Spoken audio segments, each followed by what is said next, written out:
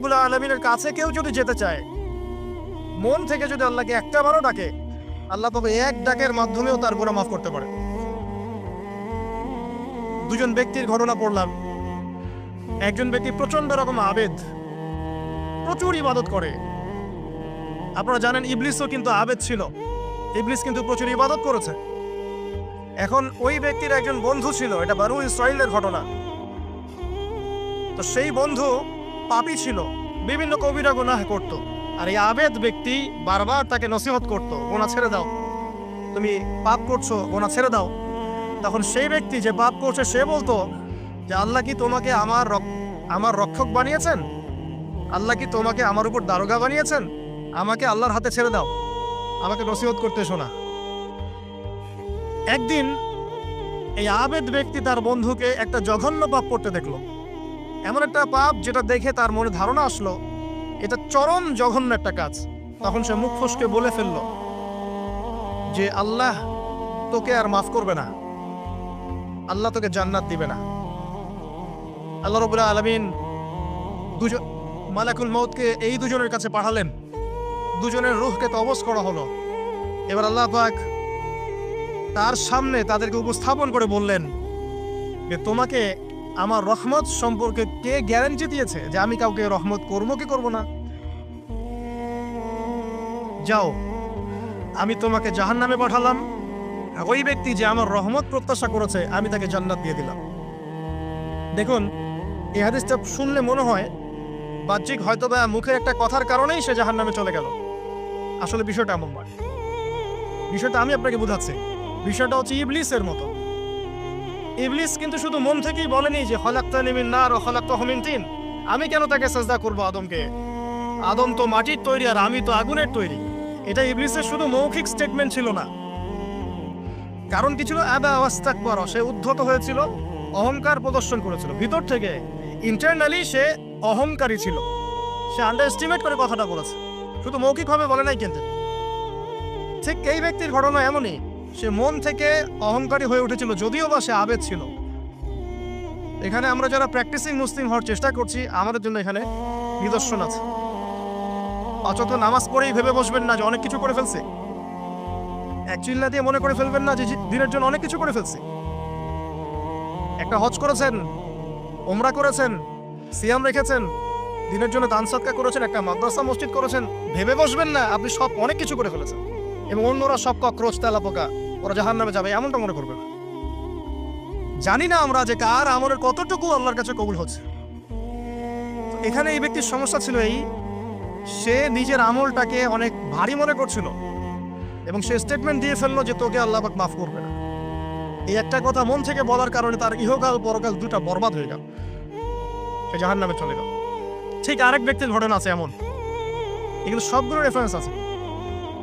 এক ব্যক্তি প্রচুর ইবাদত করত, আল্লাহ পাক তার ইবাদত করার জন্যে পাহাড়ের চূড়ায় একটা সুন্দর ব্যবস্থা করে দিয়েছিলেন। সেখানে ডালিম গাছ হতো, ঝর্ণা আসতো, খাবারের কোনো অভাব নাই।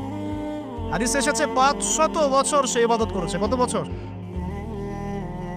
কিয়ামতের মাঠে এই ব্যক্তির অবস্থা এমন হবে, তাকে জান্নাতে প্রবেশ করানোর জন্য নিয়ে যেতে বলা হবে যাও আমার রহমতে জান্নাতে চলে যাও। আল্লাহ পাক তাকে কথাটা বলবেন, কিন্তু এই ব্যক্তি বলবে আমার আমলের কারণে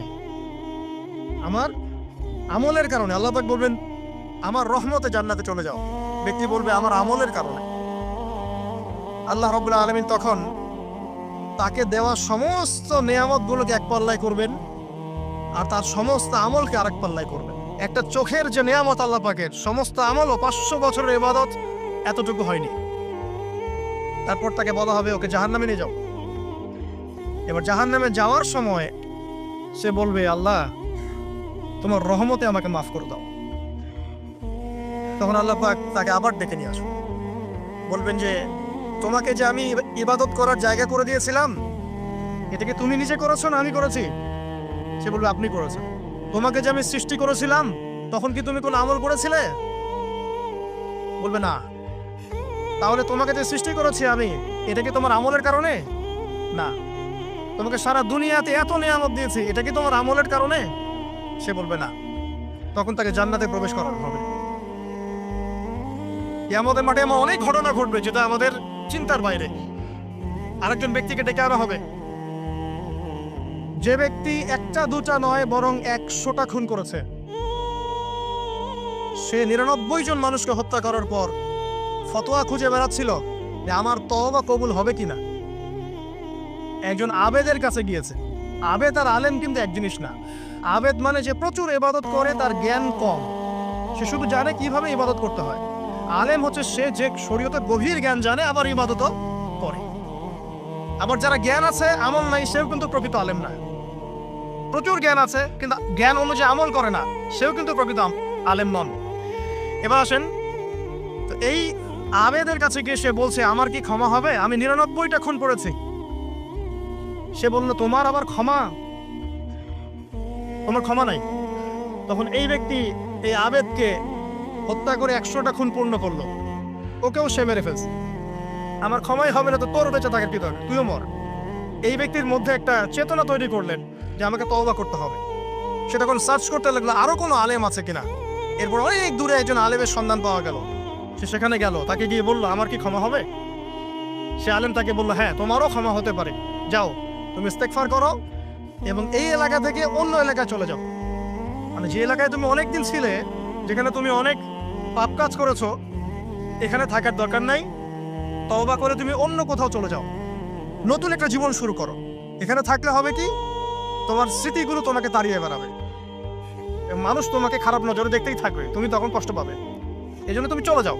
তো চলে যেতে যেতে সে রাস্তায় ইন্তেকাল করে। এবার তার রূহ নিবে কে? এই জন্য দুদল ফেরেশতা আসছেন, জান্নাতি এবং জাহান্নামী। তাদের মধ্যে বাক বিতর্কটা হচ্ছে কে রূহ নিয়ে যাবে। জাহান্নামের ফেরেশতারা বলছেন সে এতগুলো খুন করেছে, তার রূহটা আমরা নিব। আর জান্নাতি ফেরেশতারা বলছেন না, সে তওবা করতে এসেছিল, অতএব সে আল্লাহর অভিমুখী হয়েছে, তার রূহটা আমরা নিব। আল্লাহ পাক এখানে একটা কৌশল করলেন। আল্লাহ পাক ফেরেশতাদেরকে বললেন তোমরা রাস্তাটাকে পরিমাপ করে দেখো, যেদিকে যাচ্ছিল তার পরিমাপ বেশি নাকি যেখান থেকে এসেছে ওর পরিমাণ বেশি। আল্লাহ পাক জমিনকে আদেশ করলেন হে জমিন তুমি প্রশস্ত হয়ে যাও। এবার পরিমাপ করে দেখা গেল সে তওবার দিকে আসছিল, এর পরিমাণটা বেশি। এই একটা কাজের ওসিলা আল্লাহ পাক তাকে মাফ করে দেবে। মনে রাখবেন এটা মৌখিক বিষয় ছিল না, সে মন থেকে ভিতর থেকে কিন্তু সে আল্লাহর প্রতি অনুগত হয়েছিল। এই মনের বিষয়টা আল্লাহ ছাড়া কেউ জানে না। আপনি দেখতে পারেন সমাজে অনেকে দাড়ি টুপি পাগড়ি জুব্বা সব লাগিয়ে ঘুরছে, বিশ্বাস করেন তাদের মনটা এমনও হতে পারে যে জানোয়ারের চেয়েও কুৎসিত, এমনও হতে পারে। আবার আপনি দেখবেন সমাজে এমন অনেক মানুষ ঘুরছে যারা হয়তো অনেক পাপে লিপ্ত মনে হচ্ছে, কিন্তু মনের মধ্যে সততা আছে। আর যার মনের মধ্যে সততা আছে আল্লাহ বা কোনো না কোনো দিন ইনশাআল্লাহ তাকে হেদায়েত দিবে। এটা আমরা আমাদের অভিজ্ঞতা থেকেও দেখেছি। এমন অনেক মানুষকে আমরা দেখেছি যে ড্রাগ অ্যাডিক্টেড ছিল, মিউজিক করেছে, হারাম সম্পর্কের মধ্যে ছিল, নামাজ ঠিক মতো পড়ে নাই, কিন্তু যখনই আল্লাহর কথা আলোচনা হতো দেখতাম সে খুবই শান্তভাবে মন থেকে কথা শুনছে। কথা শুনতে শুনতে শুনতে একদিন মাশাআল্লাহ এখন দেখবেন যে চিল্লা দিয়ে বেড়াচ্ছে বিভিন্ন মসজিদে। আল্লাহ হেদায়েত দিয়েছে, সব ছেড়ে দিয়েছে। এরকম মানুষের অভাব নাই কিন্তু সমাজে। তো এখানে আল্লাহ পাকের রহমত বা দয়ার একটা উজ্জ্বল দৃষ্টান্ত দেখতে পারবেন। ঠিক এরকম আরো একটা ঘটনা আছে বনু ইসরাইলের। এক ব্যক্তি এত পাপ করেছে যে শেষে মৃত্যুর সময় সে সন্তানদেরকে ডাকছে, ডেকে বলছে যে আমি যখন মারা যাব আমার লাশটাকে তোমরা কবর দিও না, যদি আল্লাহ পাক আমাকে ধরতে পারেন তাহলে খবর আছে আমার। কি করতে হবে? সে বলছে যে আমার দেহটাকে তোমরা পুড়িয়ে ফেলবে এবং পুড়িয়ে ফেলার পরে ছাইগুলোকে একত্রিত করবা, পুরো অর্ধেক ছাই সমুদ্রে ভাসিয়ে দিবা, অর্ধেক ছাই বাতাসে উড়িয়ে দিবা। সন্তানরা তাই করলো। মৃত্যুর পর আল্লাহ পাক এই সমুদ্র এবং জমিনকে বাতাসকে আদেশ করলেন যে তোমরা ছাই জড়ো করে দাও। আর মানুষ আর জিন আল্লাহর কথা না শুনলেও এই প্রকৃতি আল্লাহ পাকের কথা শোনে। বিজ্ঞান বলে প্রকৃতি থেকে সব হচ্ছে। কি প্রকৃতি? প্রকৃতি কি কাকে বলে? মানুষকে আল্লাহর ইবাদতকে বাদ দিয়ে প্রকৃতি পূজায় নিয়ে গেছে। এই পুরো প্রকৃতি আর মহাবিশ্ব এক আল্লাহর ইবাদত করে। কে সৃষ্টি করলো প্রকৃতি? প্রাকৃতিক ভাবে হয়েছে সবকিছু বলে, আল্লাহ থেকে হয়েছে বলা যাবে না। বলে আপনি মৌলবাদী হয়ে যাবেন। আল্লাহ শব্দ ইউজ করলে আপনি মৌলবাদী হয়ে যাবেন। ধর্মতাত্ত্বিক শব্দগুলোকে আস্তে আস্তে উঠিয়ে দেওয়া হয়েছে। দেখবেন যুক্তি বিজ্ঞান দার্শনিক শব্দগুলোকে আনা হয়েছে। এটাও টেকনিক্যালি করা হয়েছে। কোন সেকুলার মিডিয়াতে আপনি দেখবেন না ইনশাআল্লাহ বলছে। ইনশাআল্লাহ প্রমাণ করবে যে আপনি আস্তিক না নাস্তিক। তো প্রকৃতিকে আল্লাহ পাক আদেশ করলেন, এই সমুদ্র ছাই জড়ো করো, এই বাতাস ছাই জড়ো করো। তারা ছাই জড়ো করে দিল। এই ব্যক্তিকে বলা হচ্ছে তুমি জীবিত করে, আল্লাহ পাক বলছেন তুমি যে এই কাজটা করেছিলে, লিমা ফাআলতা হাদা, তুমি এই কাজটা কেন করেছো? তখন এই ব্যক্তি উত্তর দিচ্ছে, মিন খাশিয়াতিকা ইয়া রাব্বি ওয়া আনতা আ'লাম। হে আল্লাহ, আমি আমার বুঝে যা এসেছে আপনার ভয়েই আমি এই কাজটা করেছি, আর আপনি খুব ভালো করেই জানেন যে আমি আপনার ভয়ে করেছি নাকি অন্য কোনো কারণে করেছি। মানে আপনি আমার মনের কথা জানেন। আল্লাহ পাক তাকে মাফ করে দেন। আপনাদেরকে আমি সেই ব্যভিচারী মহিলার কথাও মনে করাই, যে ছিল একজন প্রস্টিটিউট মহিলা, পতিতা, যেটা আমরা বলি সমাজের ভাষায়, যদি এখন নতুন শব্দ এসেছে সেক্স ওয়ার্কার বা যৌনকর্মী, এবং এগুলোকে আমরা এখন প্রমোট করছি। আমরা এখন অশ্লীলতাকে প্রমোট করছি। এই কথা বলতে আমাদের বুক কাঁপা উচিত নয় যে আমরা এখন অশ্লীলতাকে প্রমোট করছি। আমরা এখন কাপড় খোলার সংস্কৃতির দিকে যাচ্ছি। যে কাপড় খুলে দিয়েছিল ইবলিস, ইবলিস আমাদের বাবা মার কাপড় জান্নাতে খুলে দিয়েছিল। এটা কি জানেন? ফল খাওয়ার পরে এই ফল খেতে কে প্রলুব্ধ করেছে? ইবলিস। গাছের কাছে গিয়ে ফল ভক্ষণ করার পর সর্বপ্রথম আমাদের পিতামাতার গা থেকে কাপড় খুলে পড়ে গেছে। আমাদের পিতামাতাকে মহাবিশ্বে নগ্ন করে দিয়েছে ইবলিস, আর তার অনুসারীরা এই জমিনে আদম সন্তানদেরকে নগ্ন করছে এখন। অতএব এই যে একটা ট্রেন্ড এখন চলছে, দেখবেন হারাম রিলেশনশিপকে মিডিয়ার মধ্য দিয়ে প্রমোট করা হচ্ছে, মনে হয় একটা স্বাভাবিক বিষয়। কোনো বিষয় না এটা, যে কেউ জেনাই করতে পারে। জেনা পর্ন খুব নর্মাল। হালাল ভাবে যদি আপনি বিয়ে শাদী করতে যান তখন সমস্যা হচ্ছে। হালাল ভাবে যদি আপনি বিয়ে করতে যান তখন সমস্যা হচ্ছে। হারাম ভাবে আপনি যা ইচ্ছা তাই করতে পারেন, সমাজে কেউ কিছু বলছে না। এখন বলছে এগুলো স্বাধীনতা। সুবহানাল্লাহ, কোন স্বাধীনতা? স্বাধীনতা বলে কোনো শব্দ নাই মহাবিশ্বে। এই পুরো বিশ্বের সমস্ত মানুষ আল্লাহর অধীনে পরাধীন। এই বিশ্বে যত মানুষ বসবাস করছে এখন, এটা কেউই স্বাধীন নয়। না কেউ স্বাধীন ছিল, না আছে, না থাকবে। সবাই আল্লাহ পাকের দাসত্বের অধীনে পরাধীন। স্বাধীন সেই এই পৃথিবীতে যে ব্যক্তি শয়তানের তাবেদারি করে, ও নফসের তাবেদারি করে, ও তো স্বাধীন, যা ইচ্ছা তাই করতে পারে। এই যে অশ্লীলতার প্রমোটিংটা চলছে, এটাকে পারিবারিকভাবে বন্ধ করতে হবে। আল্লাহ পাক আমাদেরকে বোঝার তৌফিক দান করুন। এগুলো যত বাড়বে সমাজে মহামারী আসবে, দেখে নিয়ে মহামারী আসবে, দুর্ভিক্ষ আসবে, সমাজে এমন সব রোগ ব্যাধির জন্ম হবে যেগুলো নামও শোনে নাই মানুষ কখন, এবং সামনে ভূমিধস অপেক্ষা করছে, এগুলো আসবে। যাই হোক, ওই মহিলা, যে ব্যক্তি একজন যৌনকর্মী ছিল, বা যেটা আমরা বলি ব্যভিচারিণী মহিলা ছিল, একটা কুকুরকে দেখেছে সে পানি পান করার জন্য তৃষ্ণার্ত, সে এটাতে মায়া করে দয়া করে তার মোজাটাকে নামিয়ে এই কূপ থেকে পানি উঠিয়ে কুকুরকে পান করিয়েছে। এই একটা কাজের বদৌলতে আল্লাহ রাব্বুল আলামিন এই ব্যভিচারী মহিলাকে মাফ করে জান্নাত দিয়ে দিয়েছে। হাদিসে এটাও এসেছে, নবী সাল্লাল্লাহু আলাইহি ওয়াসাল্লাম বলেছেন, ইরহামু মান ফিল আরদ, তোমরা সবাই জমিনবাসীর প্রতি রহম করো। জমিনে মুসলিমই থাকতে হবে, তাদের প্রতি রহম করতে হবে এমন নয়, জমিনবাসী যারাই আছে সবার প্রতি রহম করো, জাতি ধর্ম বর্ণ নির্বিশেষে। এমনকি পশু পাখির প্রতিও দয়া করো। ইরহামু মান ফিল আরদ, জমিনে যারা আছে সবার প্রতি রহম করো। ইয়ারহামুকুম মান ফিস সামা, যিনি আসমানে আছেন তিনি তোমাদের প্রতি রহম করবেন ইনশাআল্লাহ। ইসলাম এই কথাগুলো বলেছে 1400 বছর আগে। আজকের এই বিশ্বে, সো-কল্ড এই মডার্ন বিশ্বে, যেখানে মানুষের রক্তের কোনো দাম নাই, সেখানে ইসলাম পশু পাখির অধিকার নিয়ে কথা বলেছে 1400 বছর আগে। কাদেরকে কি শেখাতে আসেন? কোরআন এবং সুন্নাহর বাইরে অভ্রান্ত সত্যের কোনো উৎস আছে? এখানে যা আছে তাই চূড়ান্ত। মানতে চাইলে মানেন, না মানতে চাইলে জাহান্নামে যান, কেউ তো বাধ্য করছে না। লাকুম দীনুকুম ওয়ালিয়া দীন। আল্লাহ পাকের রহমত দেখেন। আরেকটা ঘটনা আছে এমন, একটা বিড়ালকে বেঁধে রেখেছিল এক মহিলা, খাবার দেয় নাই, কষ্ট দিয়েছে। একটা বিড়ালকে খাবার না দিয়ে কষ্ট দেওয়ার কারণে এই মহিলাকে আল্লাহ পাক জাহান্নামে পাঠিয়েছে। এরকম কত ঘটনা আছে। এই ঘটনাগুলো হাদিসের পাতায় বর্ণিত আছে। কোরআনে কি বলছে দেখুন। কোরআনের আমি কয়েকটা পয়েন্ট আপনাদেরকে খালি বলছি, এটা নিয়ে আমি সকালে ভাবছিলাম। আল্লাহ পাক আদম আলাইহিস সালামকে সৃষ্টি করেছেন আমরা সবাই জানি। আল্লাহ পাক সূরা সাদের মধ্যে বলছেন ইবলিসকে, হে ইবলিস, তোমাকে কিসে বারণ করলো আদমকে সিজদা করতে, যে আদমকে আমি নিজের হাত দিয়ে সৃষ্টি করেছি। আল্লাহ রাব্বুল আলামিন যে আমাদেরকে এত যত্ন করে ভালোবেসে সৃষ্টি করেছেন, এটা কি আল্লাহ পাকের দয়ার নিদর্শন নয়? মহাবিশ্বের অন্য কোন মাখলুক সৃষ্টির ব্যাপারে আল্লাহ পাক বলেন নাই খলাকতু বিয়াদাই, আমি নিজ হাতে তাকে সৃষ্টি করেছি। শুধু সৃষ্টি নয়, সৃষ্টি করার পর আল্লাহ পাক তাকে সমস্ত নাম শিক্ষা দিয়েছেন। এই যে জ্ঞান শিক্ষা দেওয়া, জ্ঞান, এটা আল্লাহ পাকের সবচেয়ে বড় নিদর্শনগুলোর মধ্যে অন্যতম। এবং আল্লাহ পাকের সবচেয়ে বড় দয়া, আমার মত এটা, মানব জাতির উপরে আল্লাহ পাকের সবচেয়ে বড় দয়াটা হচ্ছে কি জানেন? আল্লাহ পাক আমাদেরকে জ্ঞান শিক্ষা দিয়েছেন, ওহী নাজিল করেছেন। এটা সব কিছুর ঊর্ধ্বে। কারণ আপনি তওবা করবেন, জ্ঞান লাগবে। নামাজ পড়বেন, জ্ঞান লাগবে। রোজা রাখবেন, জ্ঞান লাগবে। যাকাত দিবেন, ইলম লাগবে। আপনি দিনের যে কোনো আমল ধরেন, ইলম লাগবে। জান্নাত জাহান্নামের পথ খুঁজে পেতে হলে ইলম লাগবে। দেশ চালাবেন, ইলম লাগবে। অর্থনীতি চালাবেন, ইলম লাগবে। ইলম ছাড়া কিছু নাই, ইলমের উপরে কিচ্ছু নাই। এই ইলমটা আল্লাহ পাক কাকে শিক্ষা দিয়েছেন? আদম আলাইহিস সালামকে।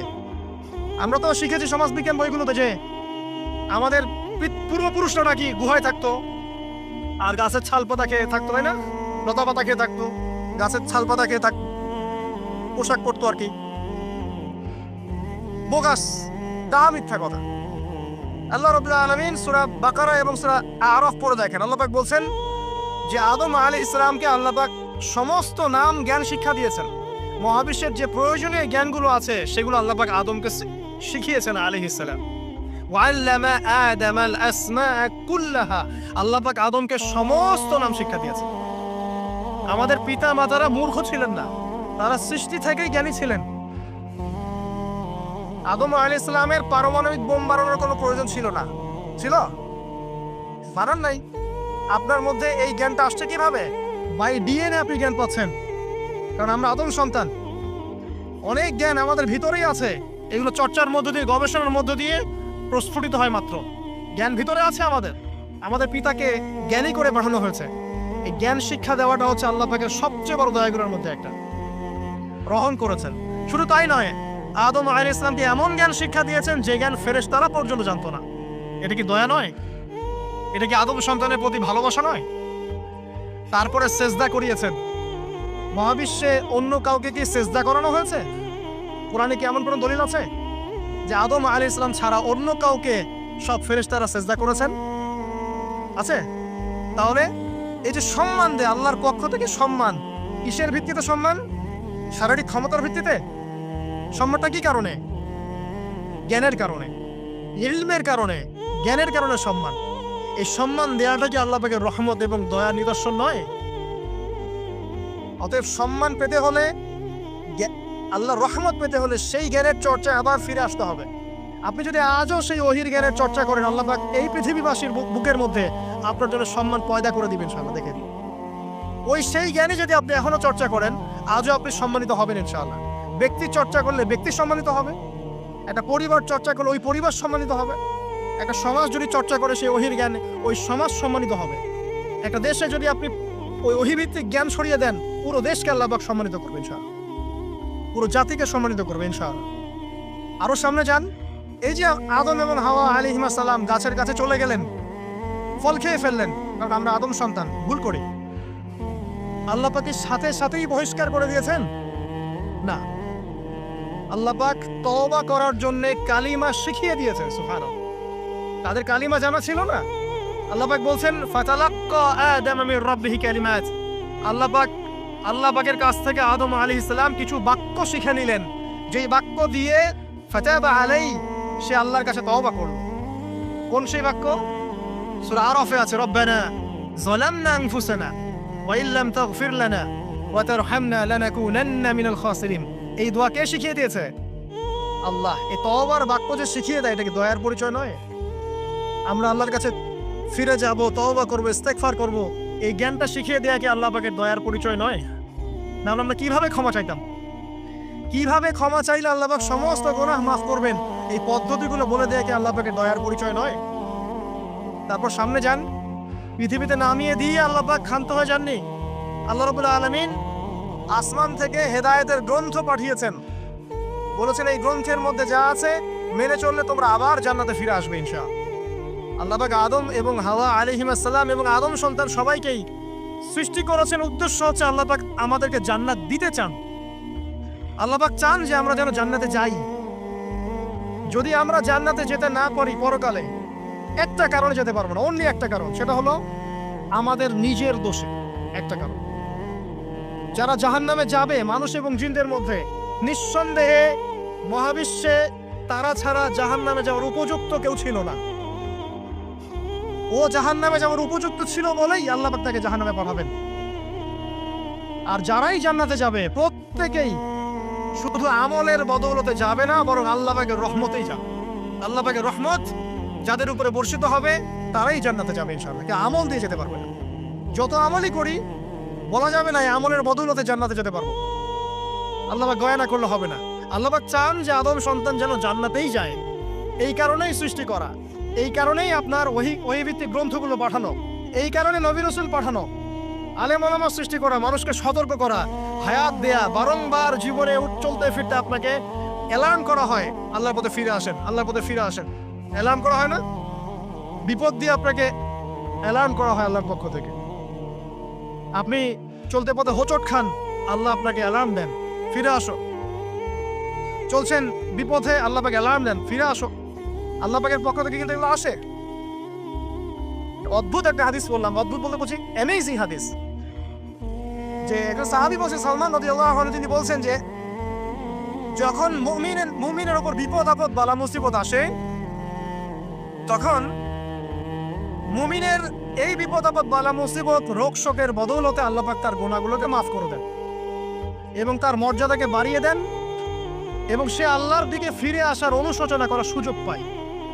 আর যখন কাফের মুশরিক বা ফাসিক মানুষকে এইসব রোগ ব্যাধি বিপদ আপদ বালা মুসিবত ঘিরে ধরে, তার দৃষ্টান্ত সেই উটের ন্যায় যে উটটাকে তার মালিক বেঁধে রেখেছে এরপর ছেড়ে দিয়েছে। সেই উটটা বুঝতেও পারলো না কেন তার মালিক তাকে বেঁধে রাখলো আর কেনই বা তাকে ছেড়ে দিল। কথাটা কি বুঝতে পারছেন? যারা আল্লাহ দ্রোহী তাদের উপর যখন বিপদ আপদ বালা মুসিবত আসতে থাকে, তারা বুঝে না যে কি জন্য আসলো আর কেন চলে গেল। কিন্তু মুমিন ব্যক্তি যারা মুসলিম আল্লাহর অনুগত, তাদের বিষয়টা হচ্ছে এমন বিপদ আপদ বালা মুসিবত রোগ ব্যাধি তাদেরকে আল্লাহর দিকে ফিরিয়ে নিয়ে আসবে।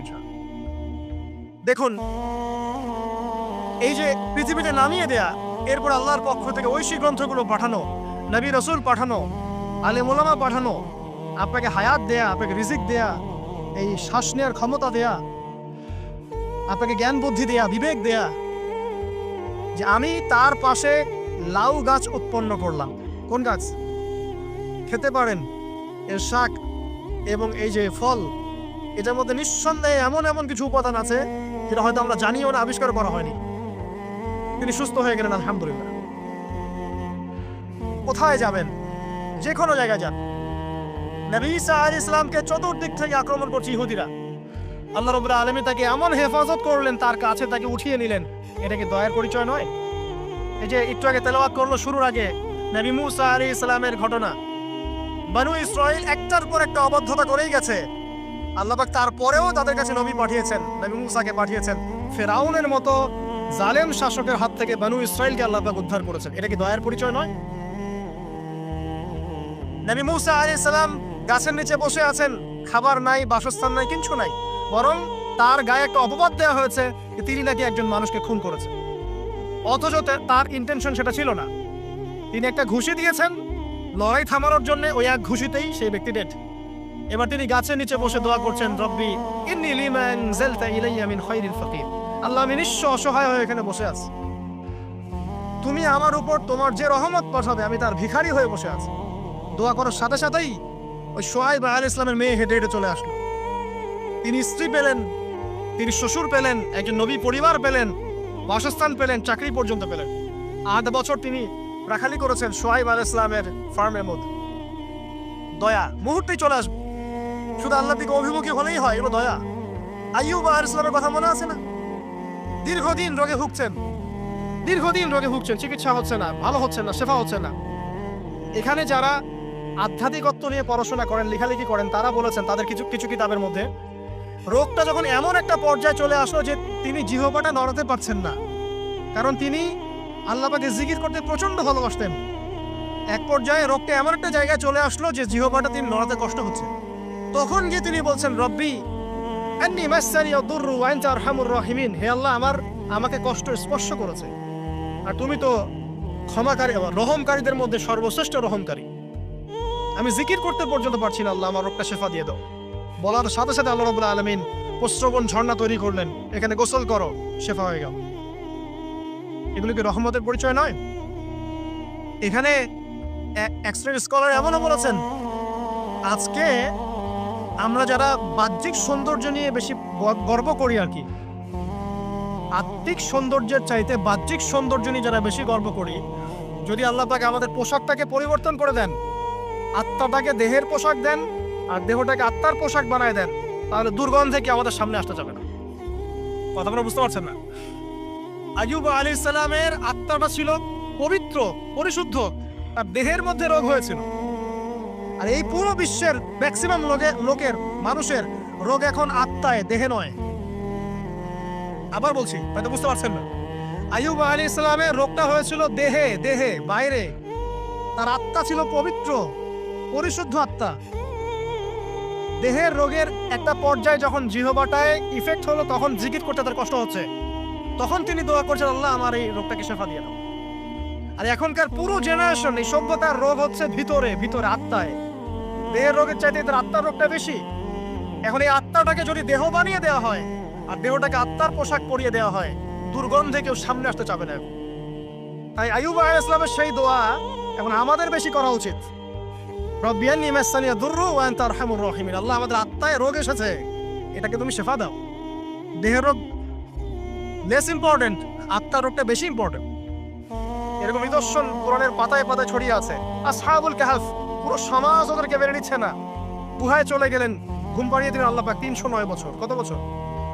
309 বছর একটা দোয়ার বদৌলতে। তারা বলেছিল, রব্বানা আতিনা মিন লাদুনকা রাহমা ওয়া হাইয়্যি লানা মিন আমরিনা রাশাদা।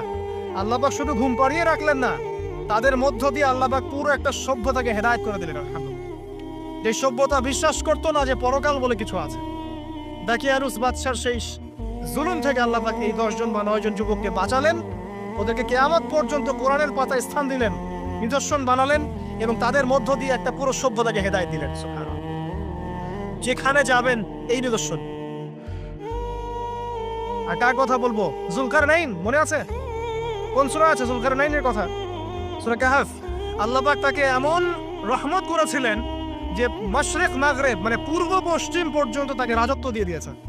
আজকে তো আমরা এই সামান্য একটু ক্ষমতা পেলেই আমাদের কেউ চেনে না, গায়ে হাতি দেওয়া যায় না, ঠিক আছে? মানে তখন সে নিজেকে মনে করে যে সে এই পৃথিবীর সবকিছু, বাকি মানুষের মানুষ না। ক্ষণস্থায়ী সামান্য একটু ক্ষমতা দিয়ে দেখবেন আমাদের অবস্থা খারাপ। প্রত্যেকের ধর্মতাত্ত্বিক ক্ষেত্রেও যদি কাউকে আপনি ক্ষমতা ধর আলেম মনে করেন, দেখবেন অহংকারে বাঁচতেছেন। কারো একটু পপুলারিটি হয়ে গেছে, দেখবেন অহংকারে বাঁচতেছেন। আইওয়াশ শোডাউনের জামানত এটা, যে যত পারে মানুষকে দেখাতে পারলে বাঁচে। কাজ হবে 5%, 95% হচ্ছে আইওয়াশ। যে কোনো জায়গায়, ধর্মতাত্ত্বিক জায়গা বলেন, social, economical, political, world affairs, কাউকে যদি আল্লাহ পাক যাররা পরিমাণ একটু ক্ষমতা দিয়ে দিয়েছেন, বাস তাকে আর চেনা যায় না। যুলকারনাইনকে আল্লাহ পাক আলাইহিস সালাম মাশরিক মাগরিবের ক্ষমতা দিয়েছিলেন। এত দাপট ছিল তার, যেদিকে সেনাবাহিনী নিয়ে যেতেন সেদিকে বিজয় করতে পারতেন। পড়ে দেখেন। আর এই ব্যক্তি কিন্তু আলেকজান্ডার দ্য গ্রেট নয়। পশ্চিমারা এখানে আবার একটা ষড়যন্ত্র করেছে। তারা বলে এই ব্যক্তি ছিল আলেকজান্ডার দ্য গ্রেট। এটা ভুয়া কথা। তিনি একজন আল্লাহ পাকের বড় ওলি ছিলেন অথবা নবী ছিলেন। কি ছিলেন আল্লাহ পাক এটা কোরআনে বলেননি, স্পষ্ট করেন নাই। তা আমরা ধরে নিচ্ছি আল্লাহ পাকে তিনি একজন শুকরগুজার বান্দা ছিলেন। তাকে একটা কওম বলছে যারা পাহাড়ের মাঝখানে থাকতো, ইয়া যুলকারনাইন, হে যুলকারনাইন, ইন্না ইয়াজুজ ওয়া মাজুজ মুফসিদুনা ফিল আরদ, ইয়াজুজ আর মাজুজের সভ্যতা জমিনে ফাসাদ সৃষ্টি করছে। ফাহাল নাজআলু লাকা খারাজান আলা আন তাজআলা বাইনানা ওয়া বাইনাহুম সাদ্দা, আমরা কি তোমাকে একটু ট্যাক্স দিব, খাজনা দিব, যে খাজনার বদৌলতে তুমি একটা প্রাচীর নির্মাণ করে দিবে, যে প্রাচীর নির্মাণ করলে ওরা আর আমাদের কাছে আসতে পারবে না। তখন এই প্রতাপশালী বাদশার স্টেটমেন্ট হচ্ছে এই, ক্বালা মা মাক্কান্নি ফীহি রাব্বি খায়র, আল্লাহ আমাকে যা দিয়েছেন তার পক্ষ থেকে এটা যথেষ্ট, তোমাদের এইসব ট্যাক্সের দরকার নেই আমার। আল্লাহ পাকের রহমত দেখেন। ঠিক খিজির আলাইহিস সালামকেও দেখবেন, 3টা ঘটনা মনে আছে না? নৌকা ফুটা করা, বাচ্চাকে হত্যা করা, আর হচ্ছে কি ওই যে কি দেয়াল নির্মাণ করা। সূরা কাহফ আজকে বাসায় গিয়ে পড়েন। তাকে আল্লাহ পাক ভবিষ্যতের জ্ঞান দেখাচ্ছেন, ভবিষ্যতে কি হবে, যে জ্ঞানটা মুসা আলাইহিস সালামকে আল্লাহ পাক দেখাচ্ছেন না। মুসা আলাইহিস সালাম বলছেন কেন নৌকা ফুটা করলেন, কেন বাচ্চাকে হত্যা করলেন, কেন এই প্রাচীর নির্মাণ করলেন। আর খিদর আলাইহিস সালাম বলছেন যে জ্ঞান আল্লাহ তোমাকে দেন নাই তা আল্লাহ পাক আমাকে দিয়েছেন। আমি এই কারণে নৌকা ফুটা করছি, কারণ নৌকা ফুটা না করলে ভবিষ্যতে এই নৌকাটা সিজ করা হবে, ছিনতাই করা হবে। বাচ্চাটাকে হত্যা করেছে এই কারণে এই বাচ্চা বড় হলে বড় কাফের হতো। দেয়াল নির্মাণ করেছে এই কারণে এই দেয়ালের নিচে এই বাচ্চাদের এতিম 2 বাচ্চার গুপ্তধন রাখা আছে, ওর বাবা মা রেখেছে। এটা তুমি জানো না, আমি জানি। এটা জানার পরে তিনি অহংকার করছেন না, তিনি বলছেন রাহমাতাম মির রাব্বি, এই জিনিসটা আমার রবের রহমত, আমার প্রতি দয়া। 2 শ্রেণীর মানুষ আপনি পাবেন। এক, যারা তাদের স্ট্যাটাস, প্রতিপত্তি, জ্ঞান এসবের অহংকার প্রদর্শন করবে। আর এক শ্রেণী যারা এগুলো আছে, যাদের এগুলো আছে বাট তারা বলবে এগুলো হাযা মিন ফাদলি রাব্বি, এগুলো আমার রবের রহমত। এখানে সফল 2য় শ্রেণীর মানুষ, 1ম শ্রেণীর নয়। ইউসুফের কথা মনে আছে আলাইহিস সালাম? কুয়ায় ছিলেন, কুয়া থেকে জেলে, কুয়া থেকে রাজপ্রাসাদে, সেখান থেকে জেলখানায়। জেলখানার একটা মানুষ যে পরবর্তীতে মিশরের শাসক হবে, কেউ কি ভেবেছিল? কেউ ভেবেছিল? ওই সময় কেউই ভাবে নাই। কিন্তু ওই মানুষটাকে আল্লাহ রাব্বুল আলামিন মিশরের রাজত্ব দিয়েছেন, যার মধ্য দিয়ে আল্লাহ পাক হাজার হাজার লক্ষ লক্ষ মানুষকে দুর্ভিক্ষের হাত থেকে বাঁচিয়েছেন। আল্লাহ পাকের পরিকল্পনা, রহমত দেখেন। প্রত্যেক আম্বিয়া কেরামের জীবনী পড়ে দেখেন, এরকম রহমতের অসংখ্য নিদর্শন কোরআন এবং হাদিসে আছে। এখন শেষ করার আগে এটা বলতে থাকলে অনেক সময় চলে যাবে, নামাজের সময় চলে যাবে, আমরা শেষ করছি। আমরা আসলে এখন যদি আল্লাহর রহমত পেতে চাই এবং আমাদের জীবনটাকে আল্লাহ পাকের আনুগত্যে, দাসত্বে, অহংকার মুক্তভাবে তওবা ইস্তেগফারের মধ্য দিয়ে কাটাতে চাই, তাহলে আসলে কি কি পয়েন্টস আমাদের কাজ করা দরকার, জাস্ট পয়েন্টসগুলো বলছি। 1 নম্বর হচ্ছে জ্ঞান অর্জন করতে হবে। যে জ্ঞান আল্লাহ পাক আদম আলাইহিস সালামকে শিখিয়েছেন, ওই জ্ঞান চর্চা যদি আমরা বাড়াই, কোরআন সুন্নাহ ওহীর জ্ঞানের চর্চা যদি আমরা বাড়াই, ইনশাআল্লাহ ঠিক আছে, লাগবে না 15 মিনিট, আমি 5 মিনিট শেষ করছি। ওহীর জ্ঞানের চর্চা যদি আমরা বাড়িয়ে দেই, দেখবেন ইনশাআল্লাহ আল্লাহ পাক আপনার সম্মান, আপনার রিজিক, আপনার প্রতি করুণা, দয়া, মায়া, মহব্বত সব বাড়িয়ে দেবেন ইনশাআল্লাহ। এটা প্রথম পয়েন্ট। প্রিয় ভাইয়েরা, যারা আজকে লেকচার শুনছেন বা যারা পরবর্তীতে অনলাইনে শুনবেন, ওহীর জ্ঞানের চর্চা। আমি বলছি না আপনি ডাক্তার হবেন না, ইঞ্জিনিয়ার হবেন না, জেনারেল লাইনে পড়বেন, এই কথা আমি বলতে যাবো না কখনো। কারণ আমি জানি, আর কেউ বলুক না বলুক, অ্যাটলিস্ট আমি জানি এই ওয়ার্ল্ডকে ডিল করতে হলে বর্তমান এইসব আধুনিক জ্ঞানের কোনো বিকল্প নাই। কিন্তু এই জ্ঞানটার সাথে কোরআন সুন্নাহর জ্ঞান থাকতেই হবে। যখন এই 2টা জ্ঞান একত্রিত হবে, ইনশাল্লাহ এই জাতিকে ঠেকানোর কেউ থাকবে না ইনশাল্লাহ। এই সহজ সরল কথাটা আমরা বোঝাতে ব্যর্থ হচ্ছি, অথবা কিছু মানুষ ইন্টেনশনালি এটাকে ঘুরিয়ে ফিরে উল্টা ব্যাখ্যা করছে। আর হ্যাঁ, এটা স্বীকার করছি, কিছু মানুষ আছে, কিছু ব্যাকডেটেড থিঙ্কিংস আছে আমাদের মধ্যে, যে আমরা আধুনিক শিক্ষাটাকে অনেক সময় গুরুত্ব দিচ্ছি না। এটা ঠিক নয়, এটা আমার মত। পরিবেশ বজায় রেখে, ইসলামী পরিবেশ বজায় রেখে আধুনিক শিক্ষায় শিক্ষিত হতে কোনো সমস্যা আছে? আর আধুনিক এই শিক্ষাগুলো অন ইসলামিক শিক্ষা নয়। আপনি যে কোনো এডুকেশনের বেসে যান, ম্যাথামেটিক্সে যাবেন, অ্যালজেব্রায় যাবেন, আপনি কেমিস্ট্রিতে যাবেন, ফিজিক্সে যাবেন, বায়োকেমিস্ট্রি যাবেন, জ্যোতির্বিজ্ঞানে যাবেন, মেডিকেল সায়েন্স, প্রত্যেকটাতে দেখেন মুসলিমদেরকে খুঁজে পাবেন আপনি। প্রত্যেকটা গোড়াপত্তন গিয়ে আপনি দেখবেন মুসলিমদের হাতেই হয়েছে। আব্বাসীয় খেলাফত যখন ছিল, তখন এই বাগদাদ ছিল জ্ঞানের রাজধানী। ওইরকম লাইব্রেরি কি বিশ্বের কখনো হয়েছে? এখন আমরা মনে করছি জ্ঞানের লাইব্রেরি মনে হয়, জ্ঞানের রাজধানী মনে হয় ব্রিটেন, হার্ভার্ড, কেমব্রিজ, অক্সফোর্ড। এটা কবে এসেছে ইতিহাসে? ইতিহাস কি 100 বছরের? হাজার হাজার বছর চলে গেছে। হিস্ট্রি পড়েন। এখানে আমার কথা হচ্ছে একদম ক্লিয়ার, নিট অ্যান্ড ক্লিয়ার, যে আমাদেরকে উভয় দিকের জ্ঞানই অর্জন করতে হবে। বোধ কোরআন সুন্নাহ এবং আধুনিক জ্ঞান, এই 2টা জ্ঞান যখন আপনি একত্রিত করবেন, ইনশাআল্লাহ দেখবেন আল্লাহ চাইতো কোরআন এবং সুন্নাহকে হাতে নিয়ে এই বিশ্বের চ্যালেঞ্জগুলোকে ফেস করা যাবে ইনশাআল্লাহ। আল্লাহ পাক তৌফিক দান করুন। আমি প্রথম যেটা বিষয়, আল্লাহ পাকের রহমত পেতে হলে আল্লাহর ওহীভিত্তিক জ্ঞানের চর্চা বাড়াতে হবে। এই জ্ঞানের চর্চা বাড়ালে ব্যক্তি, পরিবার, সমাজ, রাষ্ট্র সবাইকে আল্লাহ পাক সম্মানিত করবে ইনশাআল্লাহ। আল্লাহ পাক রহম করবেন, ক্ষমা করবেন, ইনশাআল্লাহ দুনিয়াতেও সফল করবেন, পরকালেও জান্নাত দিবে ইনশাআল্লাহ তাআলা। আর আমরা তো দেখলাম আল্লাহ পাকে জান্নাত দেওয়ার জন্য একটা ঘটনা যথেষ্ট। একটা কুকুরকে পানি পার করিয়েছে, একবার খালি বলেছে আল্লাহ তোমার ভয়েই কাজ করেছি, বাস। আবার জাহান্নামে যাওয়ার জন্য একটা ঘটনা এনাফ, খালি বলেছে যে আল্লাহ তোকে মাফ করবে না, বাস জাহান্নাম। আল্লাহ পাক জানেন এন্ড অফ দ্য ডে কে জান্নাতে যাবে আর কে জাহান্নামে যাবে। অহংকারের কোনো সুযোগই নাই। এক মিনিট একটা কথা বলতে চাই যে এখন অনেক মুসলিমদের মধ্যে একটা ট্রেন্ড চলে আসছে, একটু ইসলাম প্র্যাকটিস করলেই অন্যকে আন্ডার এস্টিমেট করা শুরু করে না? এখন তো অনলাইনের যুগ, আর এখন তো কাজ করতে কোনো শ্রম লাগে না, খালি ঘরে বসে শুয়ে দুটো লাইন লিখলেই কাজ শেষ। ঘরে বসে শুয়ে ফেসবুকে দুটো লাইন লিখলেই কাজ শেষ। কনস্ট্রাকটিভ কাজের তো কোনো খোঁজ খবরই নাই। এগুলো সহজ, এই কারণে দেখা যায় বর্তমান যুগে সমালোচনা, গীবত, আন্ডার এস্টিমেট করা এগুলোর সংস্কৃতি বেড়ে গেছে। এগুলোর মধ্য দিয়ে আমরা দিন পালন করার পরেও ক্ষতির মধ্যে আছি। এমন হতে পারে যে ব্যক্তি বা যে দল বা যে রাজনৈতিক দল বা যে ধর্মীয় দল যার বিরুদ্ধে আমি নিজের কলমগুলো ঘোরাচ্ছি, হতে পারে তার মধ্যে এমন মানুষ আছে যে আমার আগে জান্নাতে চলে যাবে, হতেই পারে। আর আমি যে নিজেকে এত বড় করে ফখর করছি, কে জানে the end of the day আমি জান্নাতে যাবো কি যাবো না, কোনো গ্যারান্টি আছে? কোনো গ্যারান্টি নাই। সো এখন আমরা যারা ইসলাম প্র্যাকটিস করছি আমাদের সতর্ক হওয়া উচিত, নিজের পরকালের ফিকিরটা করি। আল্লাহ পাক বোঝার তৌফিক দান করুন, আমিন। 2 নম্বর যেটা বলবো, যে রাসূলুল্লাহ সাল্লাল্লাহু আলাইহি ওয়াসাল্লামের রেখে যাওয়া যে আদর্শ এবং সুন্নত, এর চর্চা যারা বাড়িয়ে দিবে আল্লাহ পাক গ্রহণ করবে ইনশাআল্লাহ। সূরা আলে ইমরানের 31 নম্বর আয়াত পড়ে দেখেন, আল্লাহ পাক নিজে বলেন, কুল ইন কুনতুম তুহিব্বুনাল্লাহ ফাত্তাবিউনি। হে নবী বলে দিন, তোমরা যদি আল্লাহর রহমত আর ভালোবাসা পেতে চাও তাহলে আমাকে অনুসরণ করো। আমাকে যে বা যারাই নবী সাল্লাল্লাহু আলাইহি ওয়াসাল্লামকে অনুসরণ করবে আল্লাহ তার প্রতি দয়া করবে ইনশাআল্লাহ। শুধু দয়াই না, ইয়াগফির লাকুম যুনুবাকুম, তোমাদের সমস্ত গুনাহ আমি মাফ করব। আল্লাহু গফুর রহিম। সুন্নতের চর্চা বাড়িয়ে দেই। শুধু তাই নয়, কেউ যদি নবী সাল্লাল্লাহু আলাইহি ওয়াসাল্লামের উপরে বেশি বেশি দরুদ শরীফ পড়ে, আল্লাহুম্মা সাল্লি আলা মুহাম্মাদ ওয়া সাল্লিম পড়তেই থাকে, দরুদ ইব্রাহিম বা সংক্ষিপ্ত দরুদগুলো, আল্লাহ পাক একবার দরুদ পড়লে 10 বার রহম করবেন ইনশাআল্লাহ। যেই নবীর আদর্শ মেনে চললে আল্লাহ পাক ভালোবাসবেন, সেই নবীর নাম উচ্চারিত হলে দরুদ পড়লেও আল্লাহ পাক রহম করবেন ইনশাআল্লাহ। 4, সৃষ্টির সেবা করলে রহম পাওয়া যাবে। আল্লাহ পাক বলছেন, তোমরা সৃষ্টির সেবা করো, মানবতার সেবা করো, জমিনবাসী যারা আছে ওদের প্রতি রহম করো, আল্লাহ তোমাদের প্রতি রহম করবেন ইনশাআল্লাহ। 5, রহমত পেতে হলে আল্লাহর জিকির বাড়িয়ে দিতে হবে।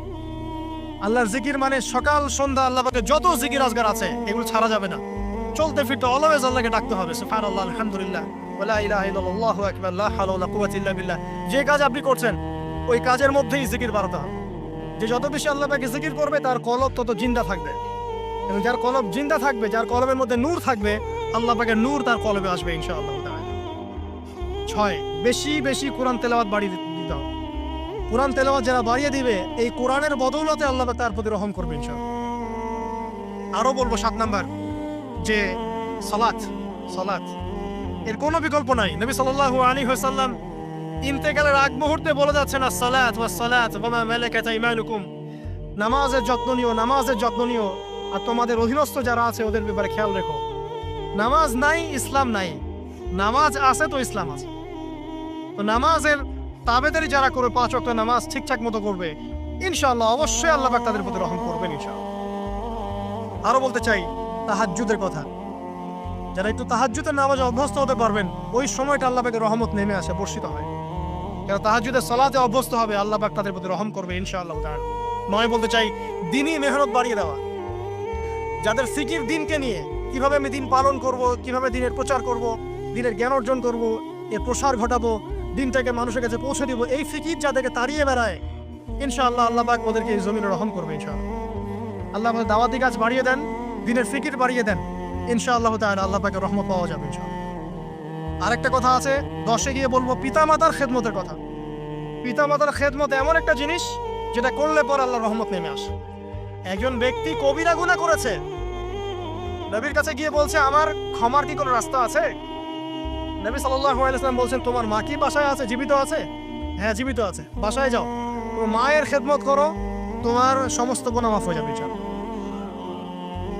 আপনার ওয়াইস কারণীর নাম শুনেছেন না? তাকে এত বড় মর্যাদা দেওয়া হবে কিয়ামতের মাঠে। এর পিছনে কারণ কি জানেন? সেই ব্যক্তি মাশাআল্লাহ তার মায়ের খেদমত করে। 3 বার বলেছেন নবী সাল্লাল্লাহু আলাইহি ওয়াসাল্লাম, আমাদের সবচেয়ে সেরা এবং ভালো ব্যবহার পাওয়ার অধিকার হচ্ছে মায়ের, তারপরে মায়ের, তারপরেও মায়ের, তারপর বাবার। পিতা মাতার খেদমত করলে আল্লাহর রহমত নেমে আসে। আর একজন ব্যক্তি বলছিল, আমার বাসায় তো মাও নাই ইয়া রাসূলুল্লাহ, আমি কি করব? তখন নবীজি বলছেন, তোমার কি খালা আছে? খালা বেঁচে আছে? খালা বেঁচে আছে, খালার খেদমত কর। এখনকার এই বিশ্বে দেখেন সম্পর্কগুলো কিন্তু ভেঙে যাচ্ছে। পিতা মাতা, ভাই বোন, আত্মীয় স্বজন, পরিবেশ, প্রতিবেশী। প্রতিবেশী তো খবরই নেই, আমি তো জানি না আমার পাশের ফ্ল্যাটে কে থাকে। হ্যাঁ, অবস্থা এমন। তো সমাজের উপকার করলে, জনকল্যাণমূলক কাজ করলে, পিতামাতার খেদমত করলে, আত্মীয়তার বন্ধন অটুট রাখলে এবং অন্যের সমস্যার সমাধান করার জন্য মানব সেবামূলক কাজ করলে আল্লাহর রহমত নেমে আসে। আজকে আমি 10টা বলেছি, ছাড়া আরো অনেক কাজ আছে যেগুলো নিয়মিত করতে থাকলে আল্লাহ রাব্বুল আলামিনের রহমত নেমে আসে। মোটা দাগে জ্ঞান অর্জন, মোটা দাগে নবী সাল্লাল্লাহু আলাইহি ওয়াসাল্লামের সুন্নাহ অনুসরণ, আল্লাহর ওহীর জ্ঞানের প্রচার প্রসার ঘটানো, দিনকে নিয়ে ভাবা, দিনের ফিকির করা, কোরআন তেলাওয়াত বাড়ানো, জিকির বাড়ানো, বেশি বেশি ইস্তেগফার করা, তওবা করা, বেশি বেশি ইস্তেগফার করা, আল্লাহর কাছে দোয়া করা, নামাজ তাহাজ্জুদ বাড়িয়ে দেয়া, আত্মীয়তার সম্পর্কগুলো বজায় রাখা, ঠিক আছে, আল্লাহ পাকের জমিনে দিনের প্রচার প্রসারের চেষ্টা করা, এবং সর্বোপরি ঈমান, ইসলাম এবং তাকওয়া বজায় রেখে যারা চলবে ইনশাআল্লাহ, আল্লাহ পাক এই দুনিয়াতেও তাদের প্রতি রহম করবেন ইনশাআল্লাহ, পরকালেও তাদের প্রতি রহম করবেন ইনশাআল্লাহ আযজা ওয়া জাল। সর্বশেষ একটা হাদিস বলে শেষ করছি। রাসূলুল্লাহ সাল্লাল্লাহু আলাইহি ওয়াসাল্লাম বলেছেন, আল্লাহ রাব্বুল আলামিন যখন এই পুরো মহাবিশ্ব সৃষ্টি করেছেন, তার রহমতটাকে তিনি 100 ভাগে ভাগ করেছেন। কত ভাগে? 100 ভাগে। তার অনলি একটা ভাগ, মাত্র একটা ভাগ আল্লাহ রাব্বুল আলামিন পুরো মহাবিশ্বে ছড়িয়ে দিয়েছেন, এক ভাগ। আর আপনাদেরকে আমি অন্য একটা লেকচারে বলেছিলাম, সমুদ্রের ধারে যখন আপনি হাঁটবেন বা নদীর তীরে যখন আপনি হাঁটবেন, ওখানে একটা বালুর যে পরিমাণ অবস্থান, এই পুরো মহাবিশ্বে কিন্তু পৃথিবী